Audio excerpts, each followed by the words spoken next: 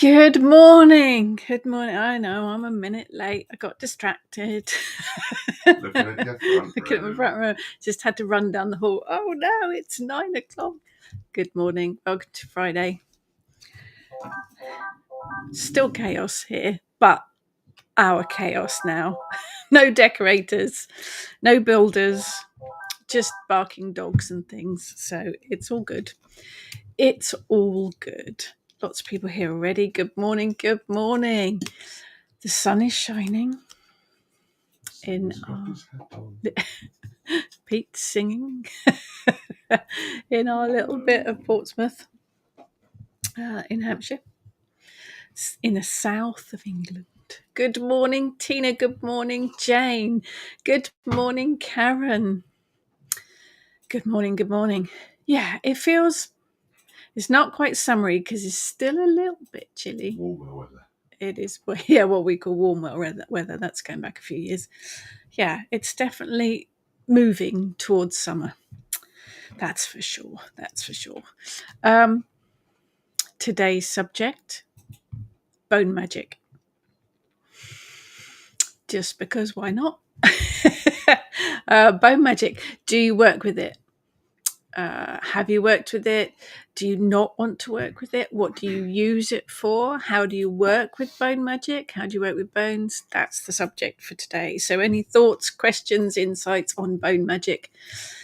That's where we'll take it today. Good morning, Emma. Yeah, all good with us. Thank you. Good morning, Christine. Good morning, Amanda. Good morning, Jackie. Lots of lovely people watching already. Good morning. Good morning.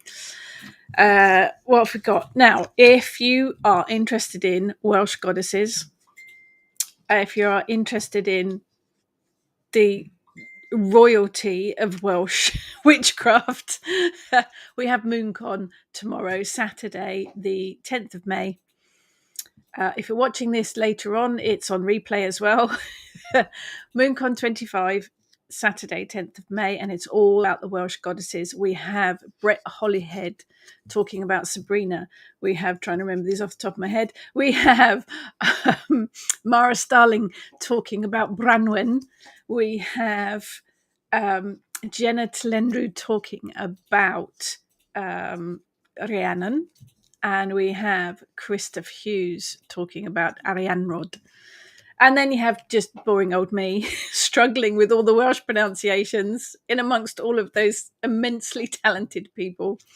4 talks and then an hour Q&A session with all 4 of them, with me sort of doing the hosting bit.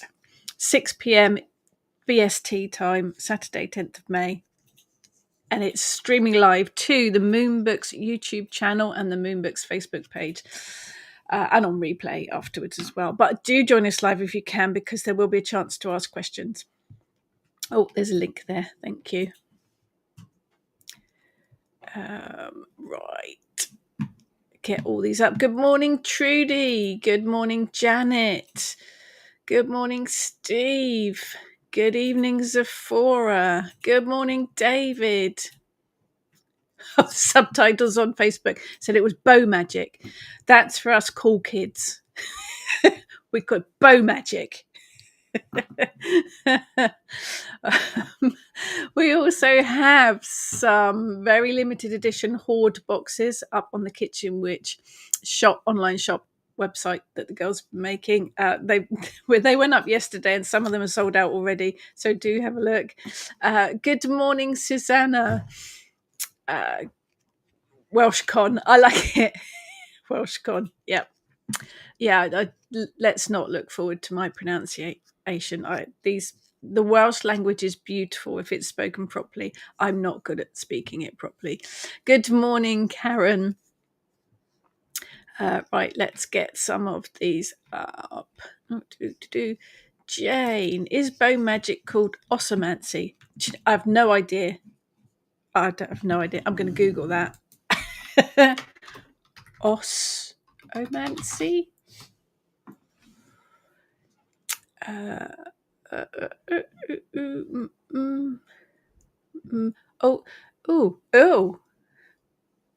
No, it's not that. Osmomancy, the manipulation of bone, cartilage, ligaments, and other structural elements. Ew. Not quite, I think, is the answer. Bone magic to me is Heather has a bone set. She reads divination with her set of bones, like casting runes. She casts her bones. So there's divination side of it. For me, bone magic, I work with connecting with the bones of animals, to connect with their spirit, to connect with their magic, to connect with their energy. Yeah, manipulating ligaments and stuff. Ooh, that's not for me. That's not. Ooh, yuck. Tina, been on my mind very recently about bone magic. I must have been reading your thoughts. Don't understand it. Always found it creepy and fascinating. Definitely want to know more, please. Oh, hopefully we can shine some light on today. It is fascinating. I think once you get past the creepy bit, it is definitely something very interesting to work with. Bless you, Ruby. You're not boring. You're wonderful. It's why we tune in every week. Thank you. I might be boring tomorrow because I don't know anything about Welsh goddesses, so I'll just be throwing the questions out there at the people. Osaboko. No, you make me hungry now. Good morning, Sam. Good morning, Monique. It is indeed another beautiful day. Ruby, will Heather be joining us? Heather, if you're watching, she can jump on. She knows how to do it. I don't know where she is this morning. She might be working. But if she's out there, she'll jump on. Good morning, Xenia. Good morning. Guten Morgen. Nice sunny weather in northern Germany. Excellent. What's that, your German? My German's very rusty. That's fab, really. There's something Clive Barker would write about, probably. Now, this is the other side of it. Bone magic to me is letting the animal live longer. So let's start with that. I am not vegetarian. I am a meat eater, but what I am is a mindful meat eater. All of our meat comes from a farm in Devon. It is all organic. It's all well kept, well looked after. If I work with bones, I work with bones from animals that are roadkill or have been. My drum, for example, you can just see it in the corner there. I birthed my drum myself. It's made from stag skin, but it's made from stags that were older stags that were culled from a herd up in Scotland for management purposes. So very, very mindful. If I eat something with a bone in it, then I make sure that I use a chicken, for example. I make sure I use the whole chicken. Make sure they are not battery chickens by any stretch. I will eat the meat, boil the bones for soup, for stock. You can make brilliant divination sets from chicken bones. It's about honouring the whole animal. If you are going to eat meat, then it is about being mindful, I think. There are whole other issues with it. I have lived and worked on a pig farm, so I have seen it from the farming point of view. If everyone stopped eating meat, we would lose an awful lot of our breeds. There would be no need to keep sheep. There would be no need to keep cows, pigs, goats. There are ways of managing it. There are ways of looking after them in a mindful manner. I think that's what it is. It is about, if you are going to do it, be mindful. But for me, working with things like I have magpie wings, I have magpie feet. I'm not going to show anything today. I'm not going to show you any of the bits and pieces. I'm mindful of that. I have boar teeth because I work with boar. It is, for me, a way of connecting and honouring the animal. It's just about being mindful, for me anyway. Good morning, Angela, from a chilly France. There is still a bit of a nip in the air. The summer's coming. Xenia, osmomancy was first thinking of horse skull thing. Oh yes, the obby horse. let's I do like Obios. I think we talked about them last week. Sephora. My mum has her hip bone hung up as a garden ornament. That's quite bizarre. I love it. Certainly works for protection. Yeah, and if need be, she could hit people over the head with it. A bit late this morning. Oh, Angela, positive heap loads of hugs and stuff to you. Hang in there. Not nice. Emma, never used bones in my magic work. It's never something I've considered, but I am interested in seeing what others think about it. Again, I think it is about being mindful. It is a brilliant, brilliant way to connect with the energy of the animal. My drum, as I say, stag energy on the skin, and it has a special something to it. It has a living energy to it. I have a necklace with boar teeth on it. I have a talisman with boar teeth on it. It helps me connect with the energy. Although Boar's been with me for so long now, he's there anyway. Magpie wings as well. Feathers, all really good to connect with energy, not technically bones. I have a fetish made with magpie feet. They were all from roadkill. They were all collected from the roadside once the car had done the deed. And for me, rather than leave it, it is a way again of honouring the animal, honouring the bird. But each to their own. You have to feel comfortable with doing it. I have a magpie skull. That one was given to me. It's still a bit icky. I buried it in the garden to clean it off.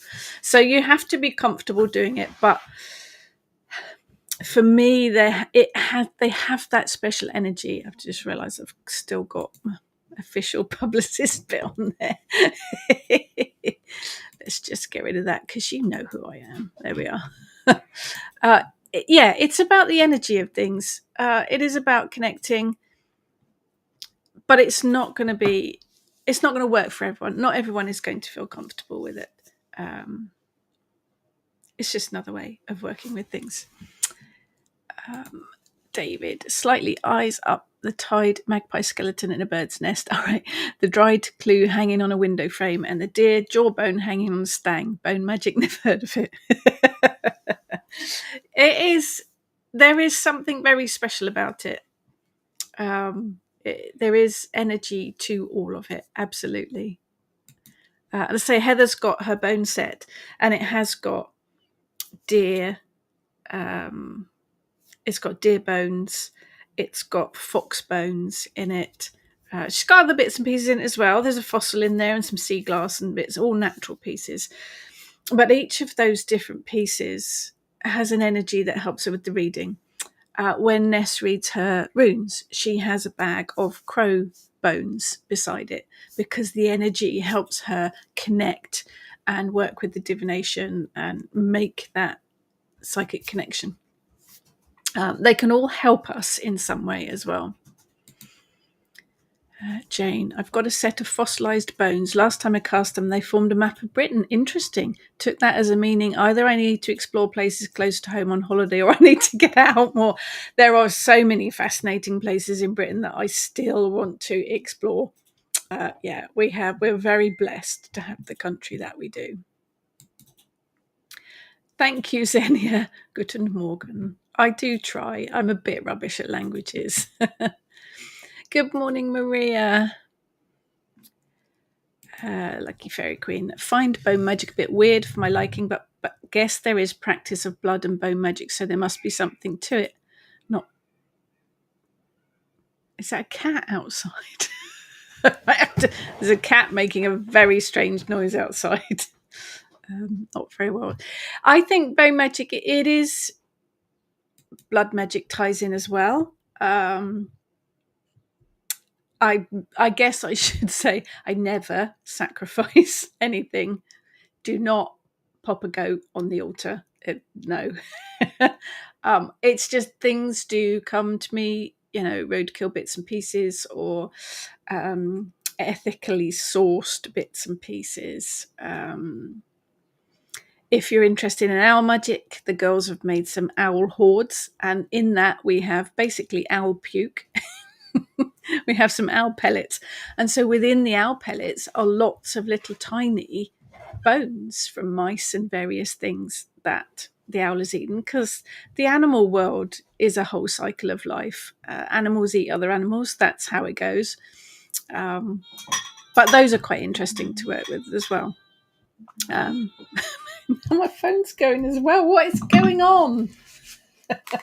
Let me just turn this to silent so that we don't listen to the Poirot theme every 5 minutes when an email comes in. Yeah, you have to feel comfortable with it. There are various ways of working with it. I say divination is really good. You can make fabulous divination kits with odd bits and pieces, just bones from your roast chicken dinner. You can make a fabulous divination set from.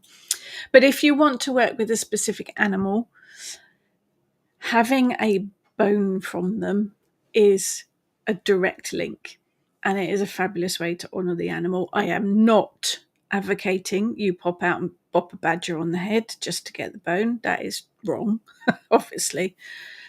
But there are ethically sourced places that you can get things from, but it has to call to you. They are good on your altar for making connections. Some pieces work quite well as jewellery. Myself and Heather and Ness have all got deer antlers, although sort of bone, but I kind of include them as bone magic.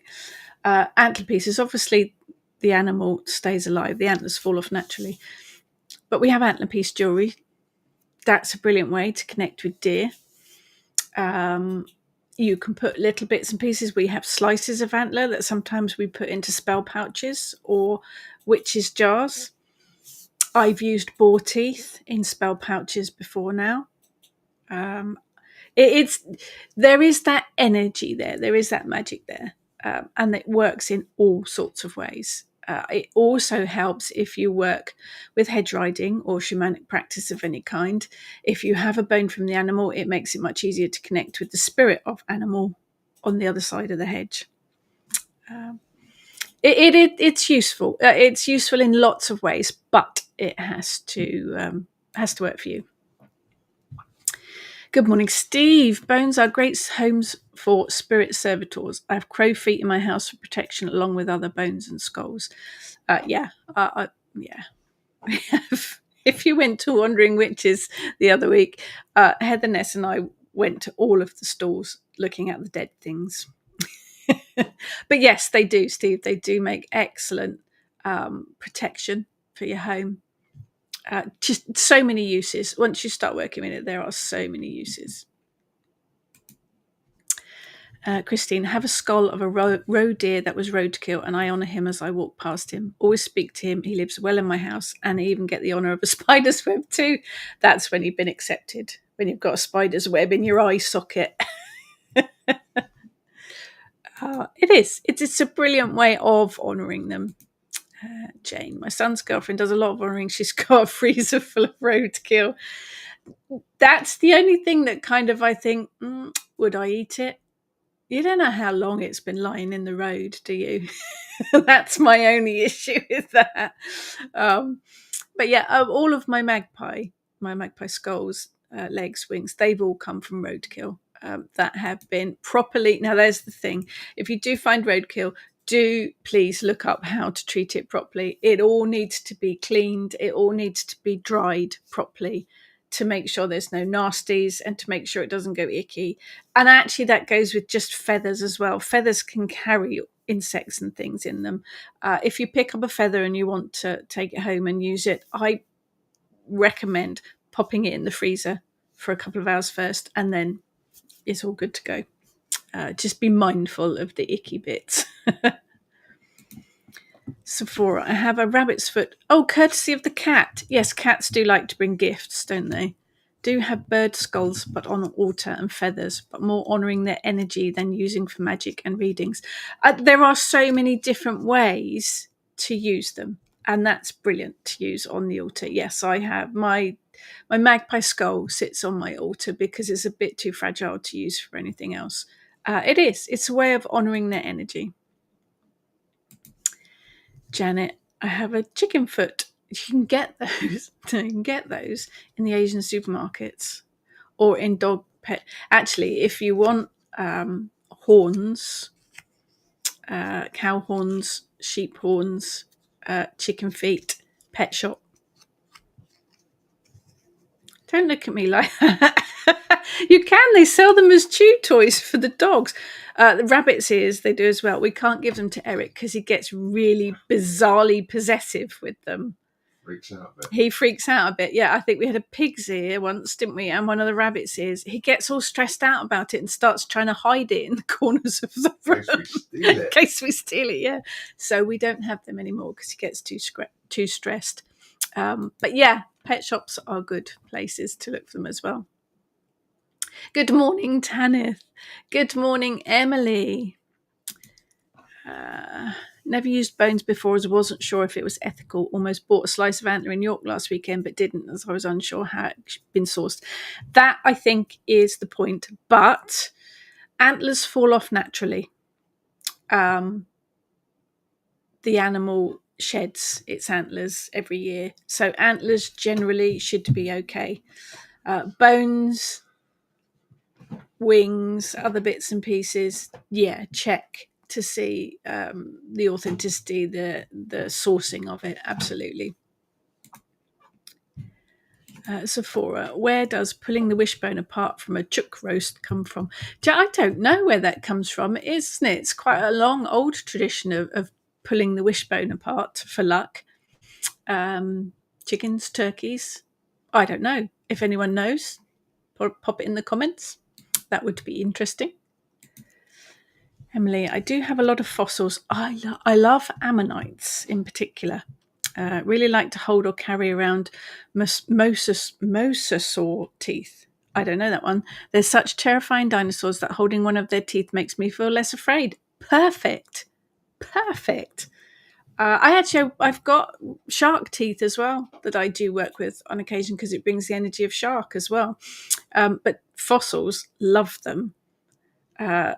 Bringing the energy of the actual animal. But I think as well, fossils are also really good for connecting with ancestor magic because they are so old, and earth magic because they're usually found buried in the earth somewhere. Perfect. Tina, taxidermy for sourcing the animal. Yes, if you want a complete animal, taxidermy is the way to go.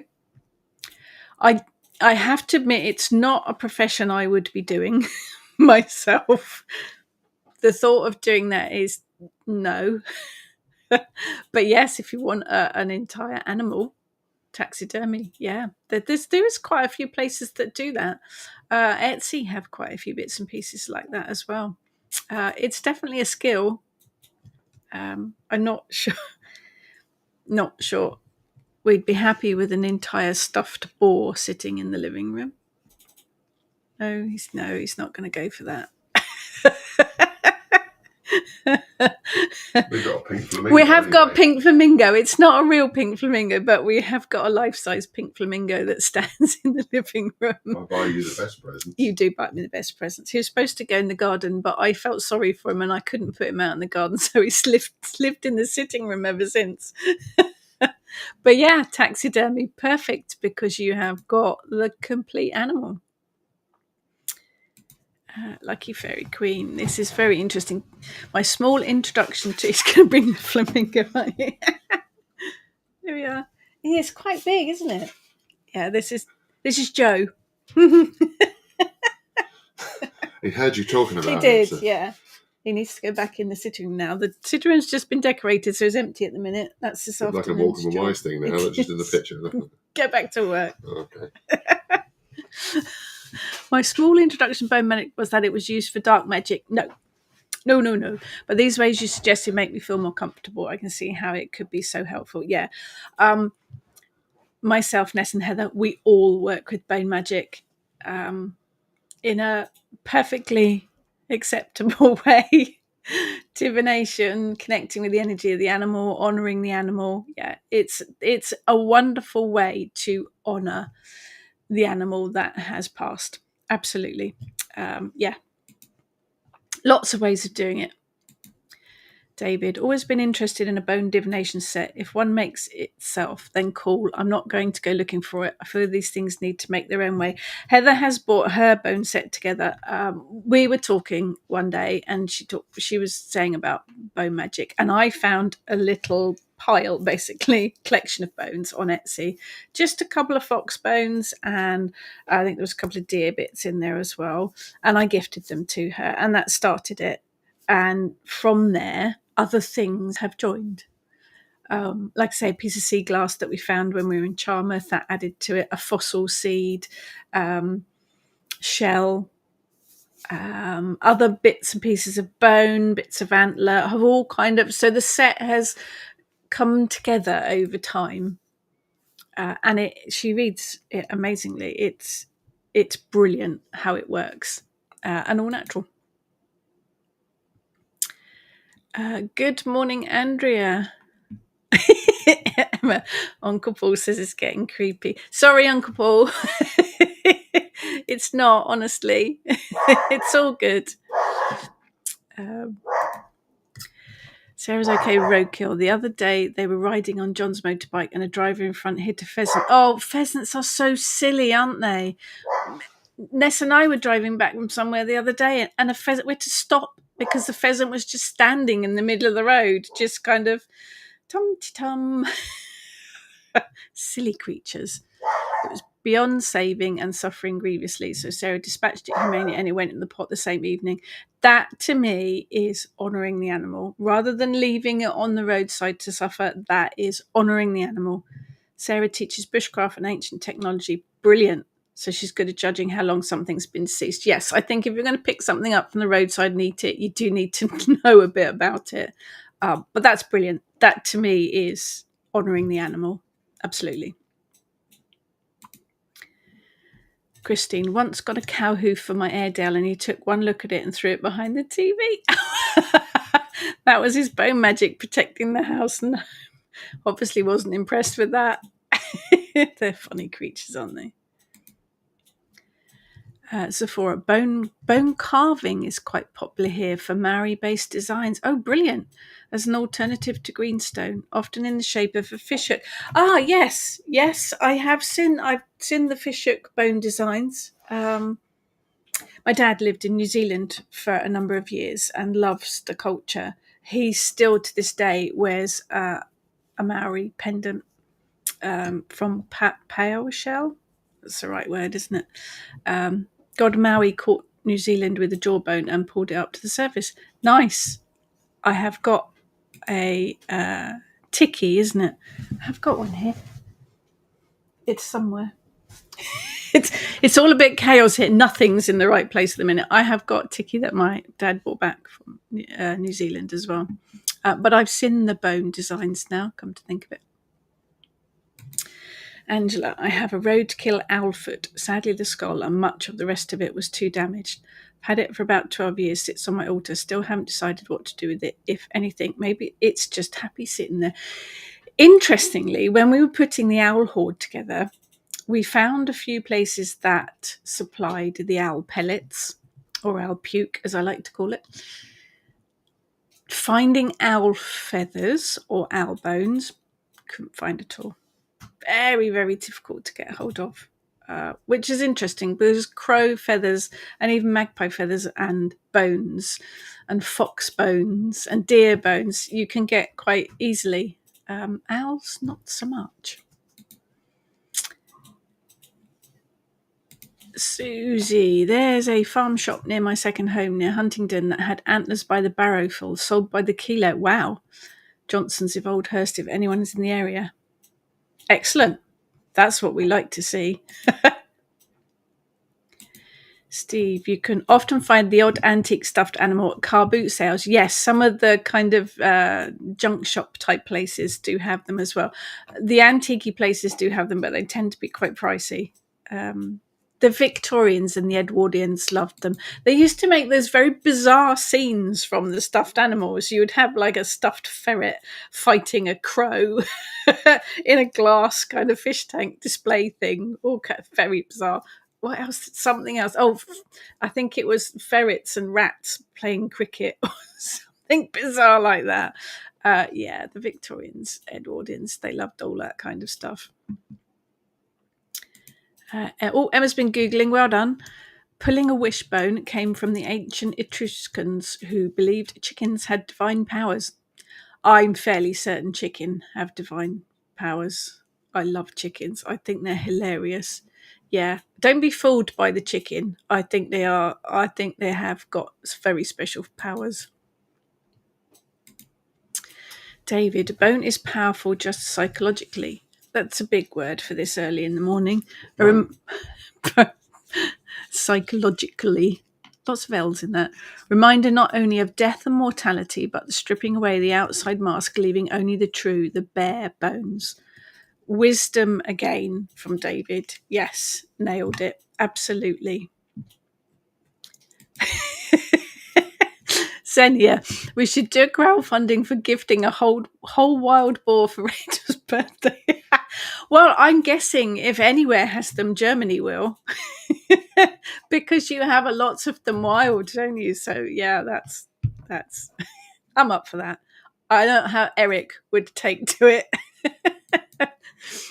Yeah, he might have a few arguments with it. Karen, I've got a few different bones from animals and birds, all found in my garden. I work with them for honouring, connecting, particularly around Samhain. Never tried divination with bones, so I like the idea, just haven't tried it. It's interesting to work with because each bone will bring its own energy, and where it falls when you cast them will be different each time as well, and each ones that they fall beside or which way up they fall, or it's something you work out. Oh, thank you, Sephora. Power, pronounced power. Okay, power. If that helps future reference, it does. Thank you. I like to know how things should be said properly. I may not always remember them, but I do try. Sephora, being of Scottish heritage, there's grouse feet and rabbit's feet seem to pop up in jewelry a lot. Interesting. These things find us. Emma. Okay, so it was the Romans that started pulling the wishbones apart. Usually the Romans, isn't it? Whatever it is. David. Victorians had some very strange ways. They did. I love them. I love the whole Victorian era. Everything. From the outfits to the house decorations to the crockery to even the ectoplasm. I love it all. Ruby, missed out on the crow horde again. Will there be any more? Not for the foreseeable future. There are some other hordes going up. Crow hordes are Ness's domain. There were only a certain amount of bits and pieces that she had, but we may run them again at some point. The idea is that they are limited editions, so we make them when the energy is there. But keep an eye out. Never say never, as they say. Jane, it's hard to make meaningful eye contact with a chicken. They're inscrutable. They are, aren't they? Yeah, I love them. I think they're brilliant. Angela, so lucky that our house has a parliament of owls living in the garden. Oh, amazing. Pellets and feathers are not a problem. Bones are less abundant. Rodent bones, however, are very abundant, yes. I love that a group of owls is called a parliament. It just makes so much sense. That very blessed to have that, Angela. Very blessed. Karen, our local library had loads of those glass cases with stuffed animals in. I was fascinated as a child. I can remember going to, it must have been the Natural History Museum when I was a kid. They had lots of glass cabinets like that with lots of stuffed animals in them. Christine, not keen on blood magic. What's your thoughts? I've got given a small bottle and told it had animal blood in it, still in the bag, and I don't touch it for some reason. It's funny, isn't it? I work a lot with bone magic, not so much with blood magic. If I need blood or representation of a blood in a spell, I tend to use a substitute. I might use beetroot juice or red wine vinegar or something that has the colour. The idea of using the blood is not something I've ever really connected with. But again, you can buy blood from the butchers. I guess it's more difficult to get it ethically sourced. If you're buying blood, it's from the butchers. So you know that the animal has been killed for food. You don't necessarily know the source of it. I think there are some really good substitutions for it, but again, it's what you're comfortable working with. If I had some, I would probably work with it for spell working. But again, it's the energy of the animal, isn't it? So you could work with it just as honouring the animal. I don't know. Does anybody else work with blood magic? What are your thoughts on that? I wouldn't, not really an area I've worked with an awful lot. But if I was gifted it, I'd see where it took me. Sephora. Chickens are very close to little dinosaurs. They are, aren't they? An observation of mine who live quite free and in a food forest. Dog's just come in. They've discovered, haven't they, that a lot of the dinosaurs that we are familiar with used to actually have feathers. The T-Rex would have had feathers. Kind of puts, Jurassic Park a little bit slightly off. But yes, they are. They are. Chickens are apparently very close to dinosaurs in the whole chain of evolution. They do look a bit. I'd love them. Chickens are T-Rexes. So they are.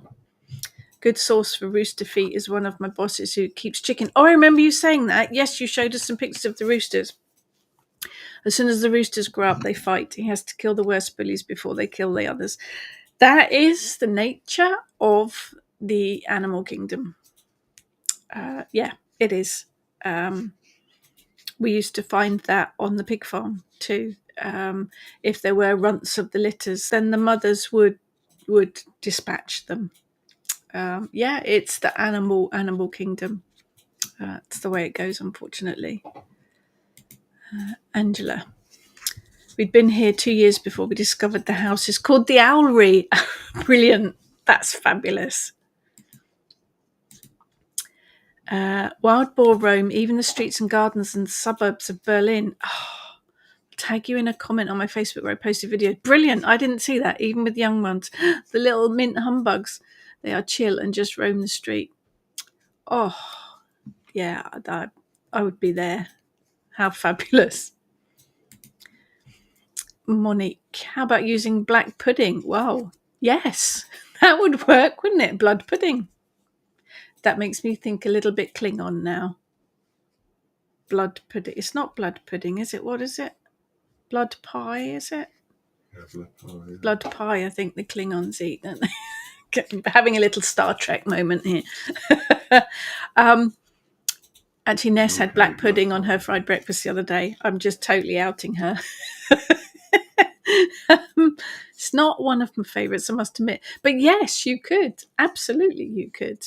But you're honouring again, aren't you? When you are eating food, you are honouring again. You are honouring the energy of the animal because it has been sacrificed so that you can eat. Yeah, absolutely. I work with food magic anyway, so yes, that makes perfect sense to me. Jane, menstrual blood is free for pre-Crohn's, but might be seen as a bit yucky. Again, it's blood magic. It is used quite a lot. I've heard people who work with runes, anointing them with their own menstrual blood to make that connection. I think there is a blood kind of connection with runes.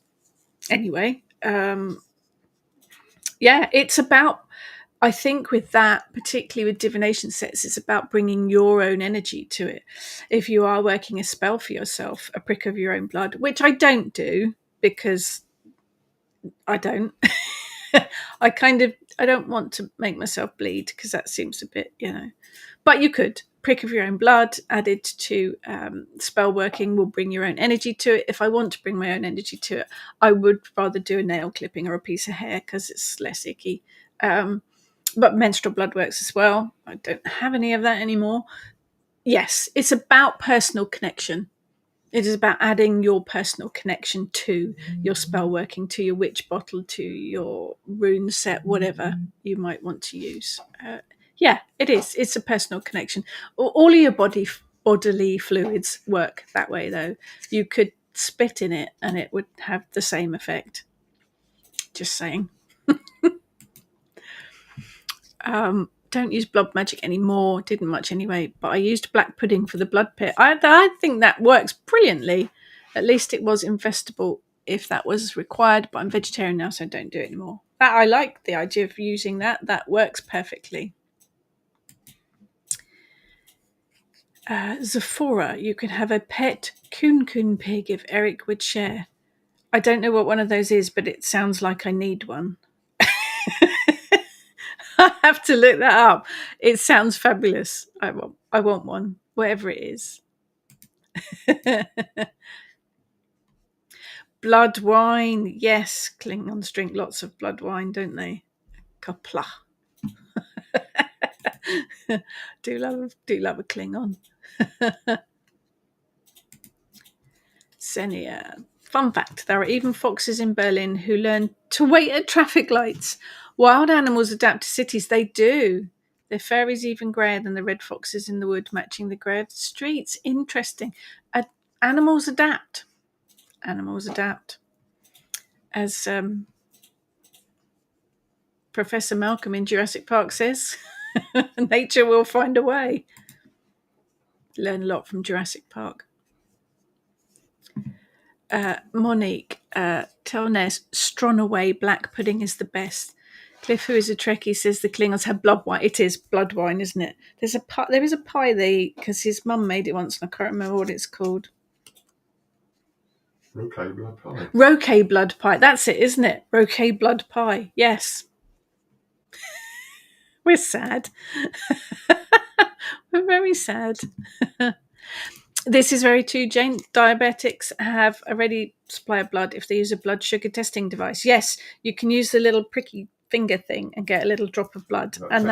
Yeah, and that's all done properly as well because you don't want to do the whole Klingon slashing your palm with a batleth because that's really not sanitary and not very good from an antibacterial point of view. So yes, one of those little sugar testing things that just pricks your finger, it works very well. But as I say, you can just spit in it. If you want bodily fluids in it, you can just spit. Yeah, Emma. Yeah, the lancer and needles in a diabetic kit, definitely better. Right, I am going to have to Google coon pigs in a bit. Yeah, that's going to be my task for today. I'm going to need one, I know. David, remember silencing a crowd of witches at Witchfest, suggesting you could bite your lip to bring blood into your magic. Wasn't my idea. It was told to me by a follower of Odin, but it would do the same thing, wouldn't it? Inflicting pain on myself doesn't sound very good. Or actually, thinking about inflicting pain on myself, when I've had my tattoos done, I have kept the tattoo needle. My ritual tattoos were all done by Susie, and she gives you the tattoo needle. If you're having them done in a shop, you can often buy the needle off of them. That then can be used for blood magic because it's got your own blood on it where you've had your tattoo done. And I then use it for carving candles or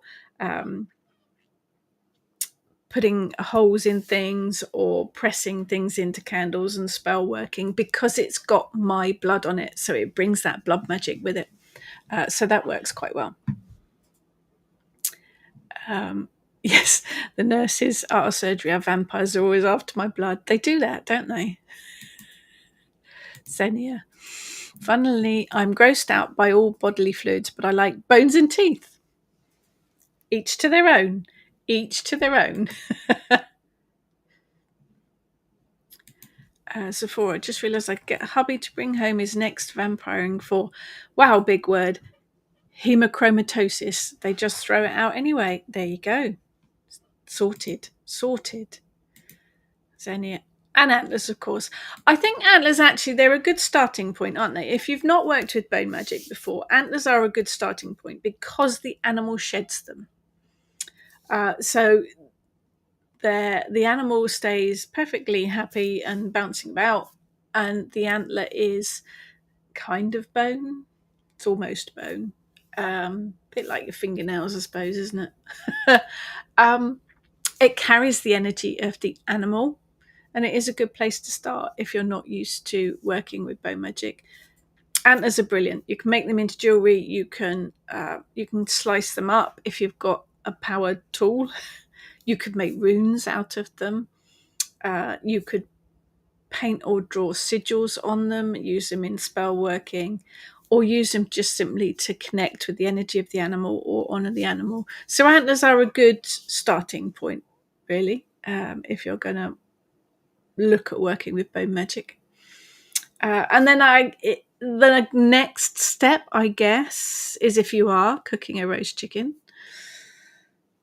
eat the food, boil the bones, don't waste it, make stock, make soup, and then wash and dry the bones and see what connections you get from those. Some of the smaller bones can be ground up and used in spell working as well, in magic powders, in spell pouches, but also use the bones to connect with the energy of the animal.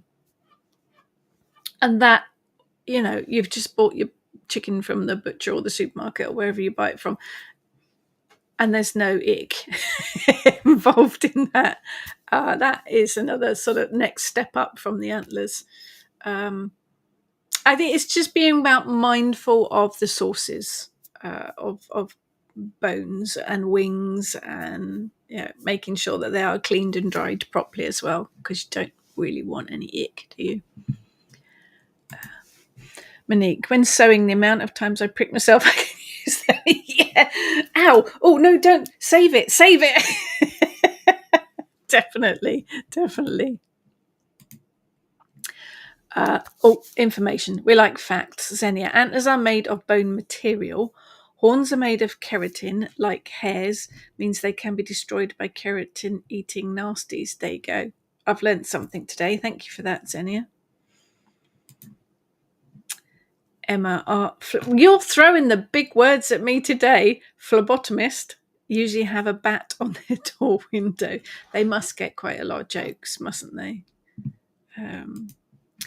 Zephora. I wonder if bruises have any sort of magical power. They certainly involve blood. Interesting thought. Don't know, never thought about it. Yeah. There's a whole damage, hurt, releasing, working through it. The bruise usually comes up once, it's a couple of days afterwards, isn't it? So you're working through it. Yeah, definitely something there, I think. Teeth are another thing. Teeth are an interesting thing. Some animals, the dogs, when you've got puppies, they lose their teeth, so you can save those. That works quite well. My boar teeth are really, really, really old. I was gifted them by a shamanic chap, so I don't know the source of them. I trust that he knew the source of them. But they're interesting because they carry the energy of the boar, but they are teeth rather than bone. I think for me, antlers, teeth, bones all have slightly different energies because they are slightly different things. Horns as well could be because they're made of slightly different materials, maybe. But I think because they are slightly different parts of the animal itself, they do bring different energies with them. Different ways of working with them, I think. Emma, do my best throwing those words out this time in the morning. You are surpassing yourself today, Emma. Monique, what about the fluid in the blister? Now we're getting really gross. Could that be used too? All bodily fluids all bodily fluids can be worked with for magic. I wrote about it a lot in the hoodoo book because that is quite a big part of hoodoo. They use bodily fluids quite a lot, whether it is spit, sweat, menstrual blood,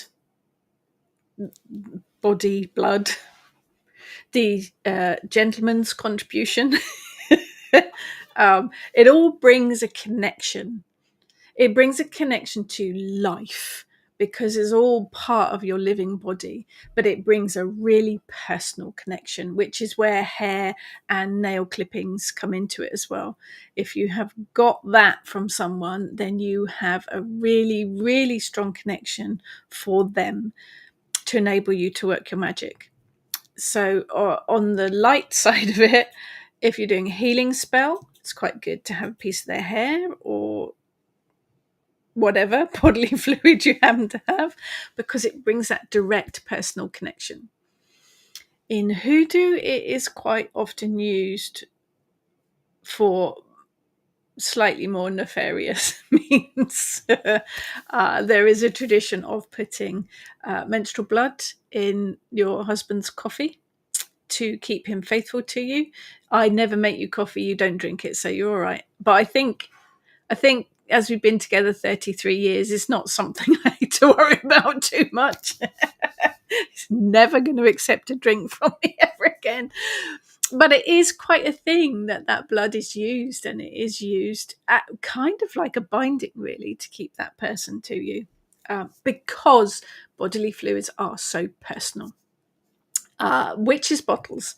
If you find a lot of the old witches' bottles that were buried in walls or above fireplaces in a lot of the houses in Britain, they were filled with pee, basically.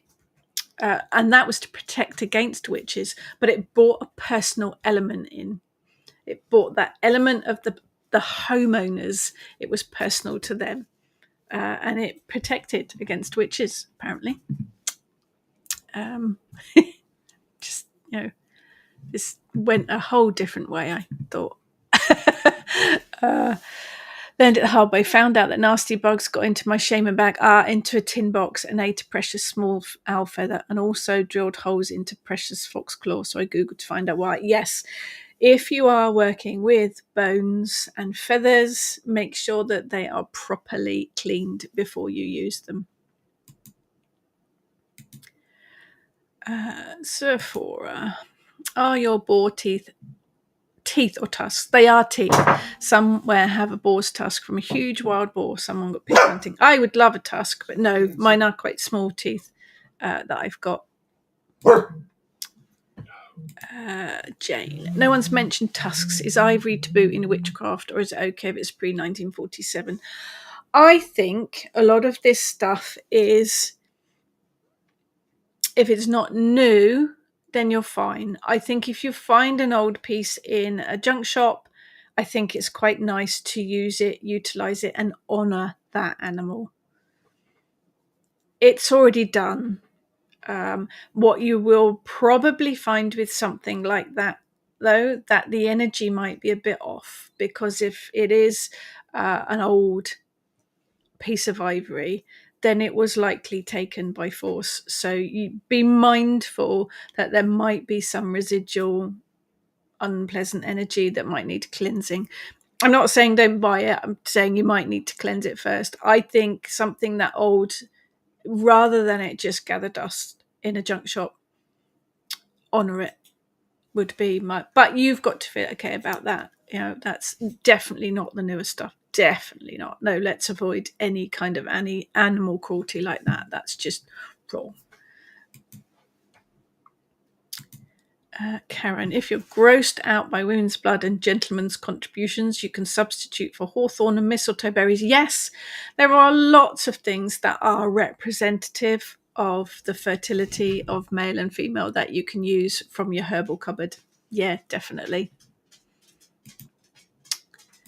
Xenia, spitting magic apparently is being used a lot by macho boys in the large cities, spitting on the pavement when someone walks by.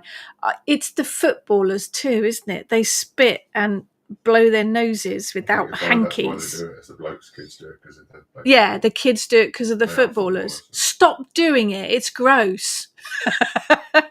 There is no need for it. Yes, it is. It's gross. But again, snot, bodily fluid, that works too.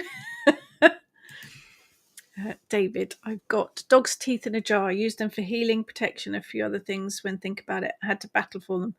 Oh, my girl likes to eat them if she loses one. You tried chasing a dog, shouting at her to give you your tooth. You get some shocked looks from people. Yeah, you would. But really useful. And the energy of dog is brilliant. Loyalty, protection, all sorts of wonderful things.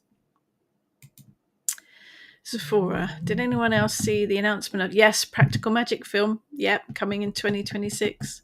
Cutting the hands to bind me. Well, they use a bird, don't they? In the original Practical Magic film, they pierce a bird's heart for a love magic spell. There you go. David, also why people spit in their hand before sealing a deal, binds an oath. Yes, personal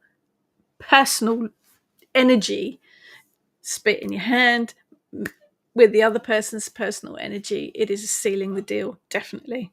Bodily fluids do have quite a huge part in magic if you choose to use them, and more easily to get hold of than an elephant's ear or whatever. Elephant's ear, yeah. It is, Xenia. It's gross. It is all gross. They need to stop doing it. It's not big. It's not clever. I think on that note, bone magic. Yeah, give it a try. Start with antlers if you're nervous about it. Think about bones in your roast dinner. See if you can connect with the energy of them. And also, we didn't mention it, but think about leather jackets, leather shoes, leather sofas, leather anything really. Ness won't mind me telling you, she's got a new casting cloth for her runes. That is piece of cowhide. Ties in with the cow energy of one of the runes, I believe. Runes, not my thing, but it's beautiful, absolutely beautiful. So yeah, leather would be another way, or suede would be another way to connect with the energy of animal if you're unsure about bone magic. But if you don't want to work the energy side of it, then there are always bodily fluids.